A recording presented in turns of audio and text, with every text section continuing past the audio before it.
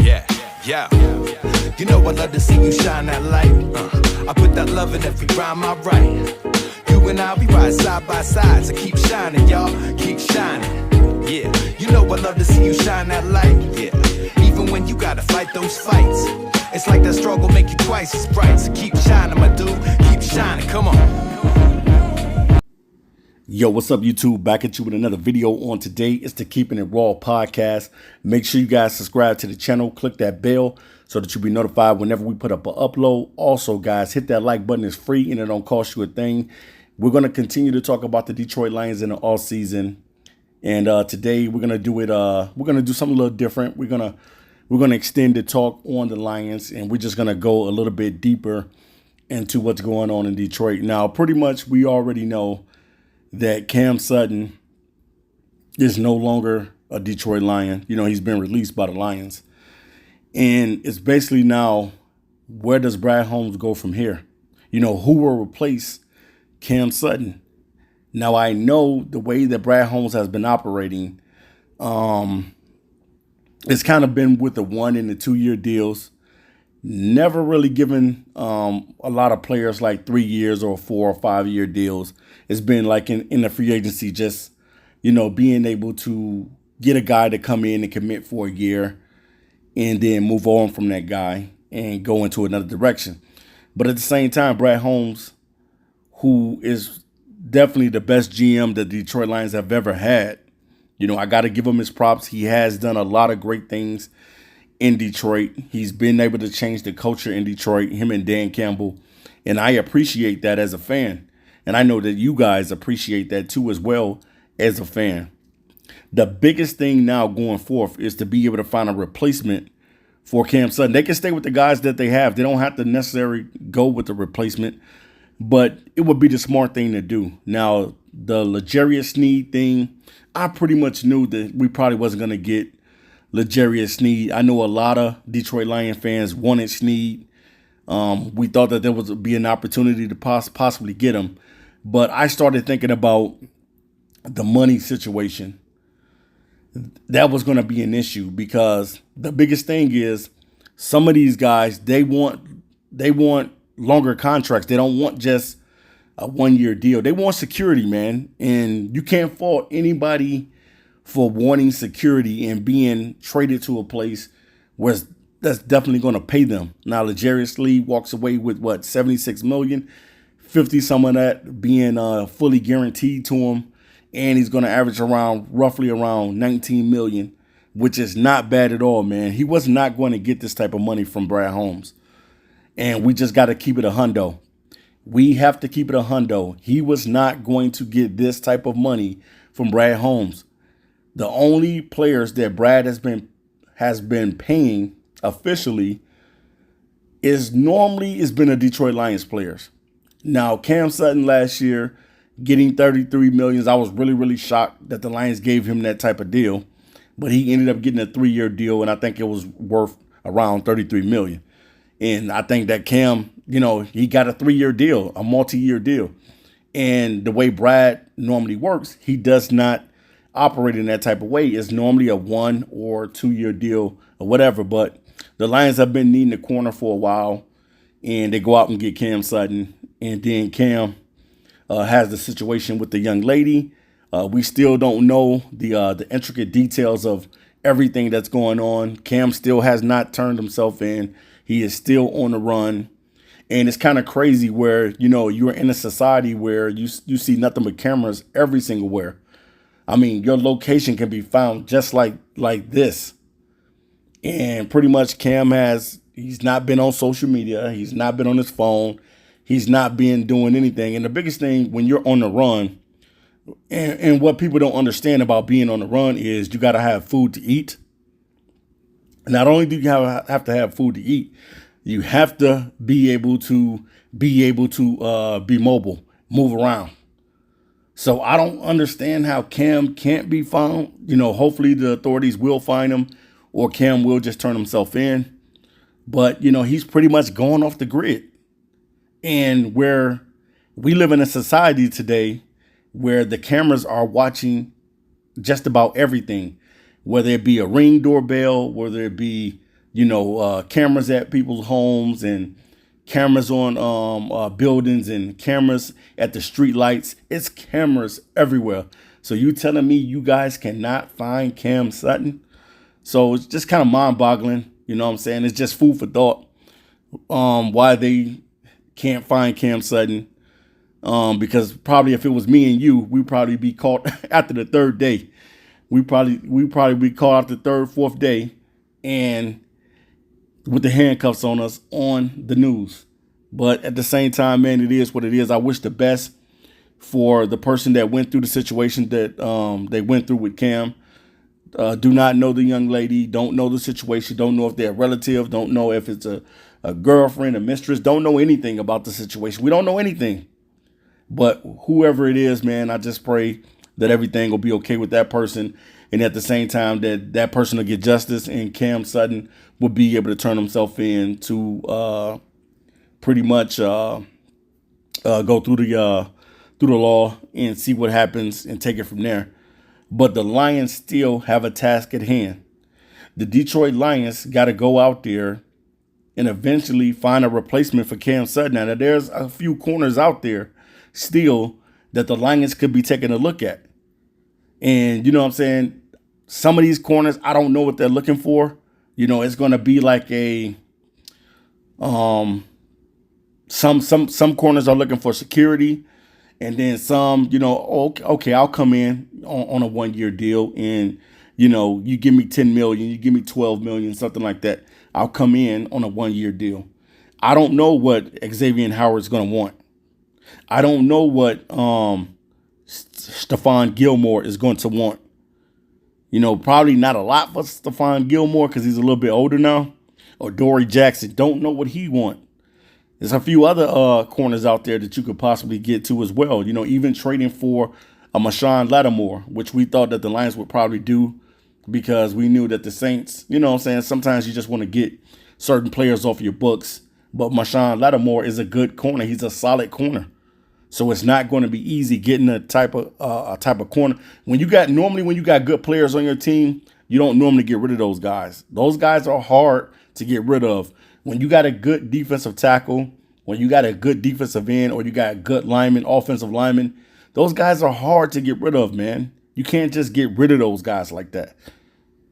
Because it's hard finding guys that can be consistent year in and year out. That's the biggest thing in football, consistency. And that's something that Detroit hasn't had in a long time, is consistency from their players. So how Brad is approaching this, I don't know. We don't know what Brad is going to do. We know that eventually, yes, he's going to have to draft a corner in the draft. We don't know what the priority is on the corner position because now you're pretty much losing your number one corner.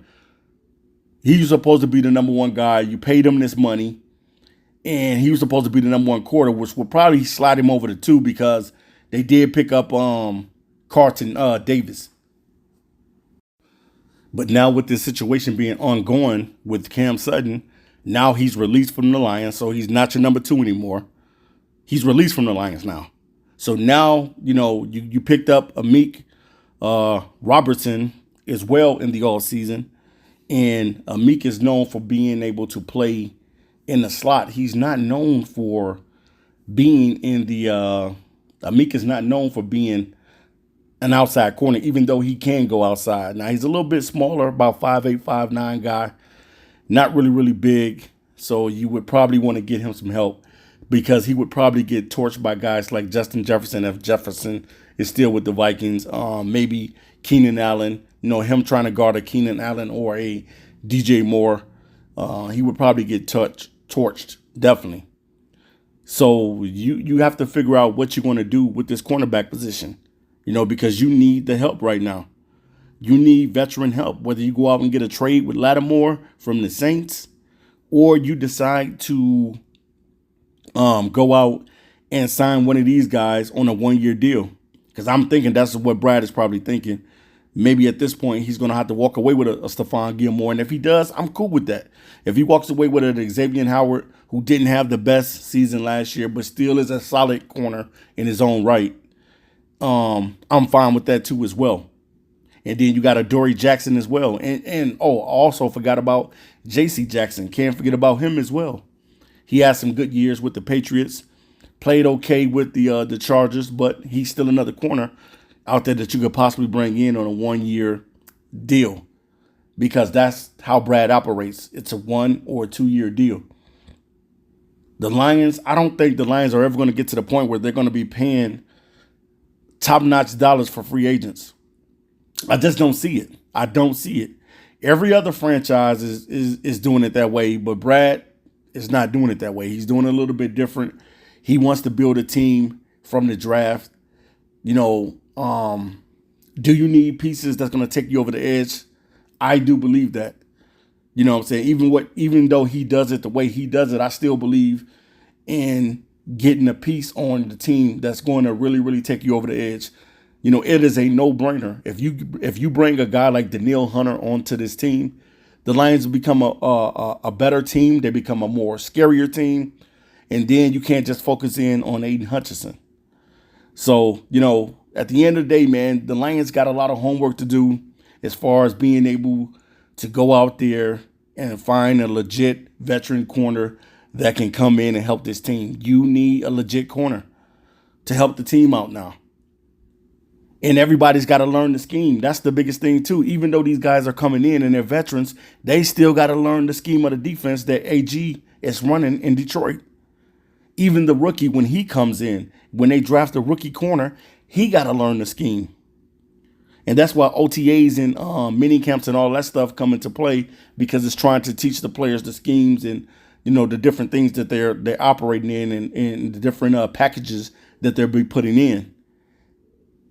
But I can't, you know, even though Amik is aggressive, but him having to cover a CD Lamb or covering a Justin Jefferson or a Jamar Chase or some of the big name receivers that's in the league, man, that is going to be a tough task for a guy that's kind of smaller to be able to stay up with these guys. And we know, guys, last year the Lions gave up some big games from wide receivers last year. We all know that. The Lions gave up a lot of big plays to the wide receiver position last year. So I think that Brad he's going to do his homework. I think he's going to do a good job. But at the same time, you know, you do have concerns as a fan, because you want to know who's going to be the replacement for Cam Sutton. You want to know who's going to be that face that's going to come in here and help this team the best that they can, because the Lions, let's face it, man, if the Lions get the right pieces on the team, they could actually make a Super Bowl run. It's all about drafting, and it's all about getting the right pieces, even through free agency. Even if Brad is just using free agency for a way to fill positions, you still want to be able to have guys come in and perform at a high level. We don't know what Marcus Davenport is going to look like. We're hoping that this dude would come in and get 10 sacks. But we don't know. You know, the most sacks that he's had in his career was 9, and that was in 2021. So we don't know what the kid from Canada, Matthew Betts, we don't know what he's going to look like. He dominated in the Canadian Football League, but can he bring that physical dominance into the NFL? Can Betts do that? If he comes out and balls out throughout the camp, he comes out and balls out in the preseason, you know, first you still got to make the team. But at the same time, if he comes out and balls and plays well for the Lions, then definitely you could say that you picked up a steal from the Canadian Football League. But if he doesn't come in and dominate, or he doesn't come in and be that dude that he was when he was in the Canadian Football League, then you still know that you're still going to need that pass rusher out there. So the Lions got a lot of things on the table, man. I feel like the Lions, I'm going to put it like this. I'm going to say I think that the Lions are a few pieces away from getting the team where it needs to be defensively. But you really got to go out and get those juggernauts, those blue chip players that are going to propel this team to the next level. And that's going to, the trajectory of the team is going to be even better in next season. Because you can't go out there with words and say, yeah, we're going to go to the Super Bowl next season, because you don't know what next season is going to look like. You don't know who's going to get injured. You don't know who's going to get hurt. You have no idea what the future may bring. At the end of the day, you still got to do your job and you still got to try to win football games in Detroit. But at the same time, you don't know what's going to happen within the season. So you got to be able to either get some guys through free agency or you have to be able to do it through the draft. And for Brad Holmes' sake, you hope that he continues to knock out these draft prospects. Because Brad has been pretty solid. He's only missed on a few players that he has drafted. But for the most part, he's been pretty solid with the players that he's brought in to Detroit. These guys have come in. They fit well with the culture. They have the grit mentality that Brad Holmes and Dan Campbell wants out of a player. You know, they love football, and these guys are fitting in well. You know, Jahmyr Gibbs, very, very good running back that has come over. Also, getting David Montgomery through free agency, that was a great free agency pickup. You had two running backs pretty much almost go over, David Montgomery did go over 1,000 yards, but I think Jahmyr fell a couple yards shy of going over 1,000 yards. So you pretty much getting 2,000 yards out of the backfield from your running backs. And then picking up Sam Laporta. What a huge contribution that he made to the team last year. Didn't know Sam Laporta was going to be that good in his rookie season. Almost shattered a couple rookie records. I think Mike Ditka still holds the record for the most touchdowns for a rookie tight end. I think it's like 12 or something like that. So I think he fell like too short of tying it. I think Laporta had 10 touchdowns. So Brad has been doing a great job, man. We still don't know the verdict on Broderick Martin as a player. You don't know what type of player Broderick Martin is. We still got to figure out what he is. Still really don't know what Josh Pascal is. In and out of the lineup, injured a little bit. Levi, injured. Don't really know. He played a little bit this season, but you still don't really know what type of player these guys are. So you're still trying to figure out what these guys are and what they bring to the table at the end of the day. So, right now, the biggest needs on the team is definitely being able to have some athletic speed up front with the defensive line, being able to have another freak on the other side of Aiden Hutchinson as a pass rusher, and being able to get pressure as a defensive tackle up the middle. We got a lot of run-stopping defensive tackles, but we need guys that can get to the quarterback as well. You need guys that can get to the quarterback. Not just create pressure throughout stopping the run, but being able to put pressure on that quarterback as well. So, it's some things that the Lions got to take a look at. Definitely I would love to see them pick up a Marshawn Lattimore if they can trade for him and bring him over. Eventually, you would have to pay him eventually if you want to keep him. But then also you got a couple guys right here in Stephon Gilmore and Adoree Jackson, J.C. Jackson, and Xavien Howard. And also, you got to take Sneed off the list because pretty much, Sneed was going to get a big deal. You knew that. That's the reason why he's not a Detroit Lion, is because he was going to get this type of deal. And I don't blame Sneed for getting this type of deal. You've already won, a couple Super Bowls with the Chiefs. So he's good with the Super Bowl situation. You know what I'm saying? Even though you would love to be in the Super Bowl every single season as a player. But he's good. Now it's about going to get that bag and going to get the money. And that's what he was able to do and get from Tennessee. He was not going to get that type of money from Brad Holmes, and you guys know that. He wasn't going to get no $76 million at the corner spot from Brad Holmes. Come on, man. Can't be serious, man. You cannot be serious. He was not going to get that type of deal. He was not. We were going to try to bring him in as a rental on 1 year, trade for him, bring him in on a 1 year deal, probably try to lowball him. You know what I'm saying? Because that's how we do it. Come on, let's keep it real. Let's keep it a hundo. That's what we do in Detroit. We're going to try to lowball the man and try to talk him into getting a 2 year deal, probably $25 million or something like that. Something 25 or 30 million, something like that. We was not going to pay Sneed. So, it is what it is, man. Happy for Sneed that he got his money and he's in a situation that now he can go over and ball out for the Tennessee Titans.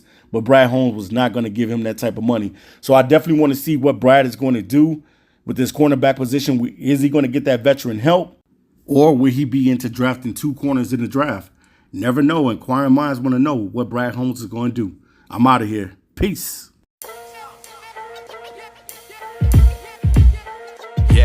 Yeah, you know I love to see you shine that light. I put that love in every rhyme I write. You and I, we ride side by side, so keep shining, y'all, keep shining. Yeah, you know I love to see you shine that light. Yeah, even when you gotta fight those fights, it's like that struggle make you twice as bright. So keep shining, my dude, keep shining. Come on.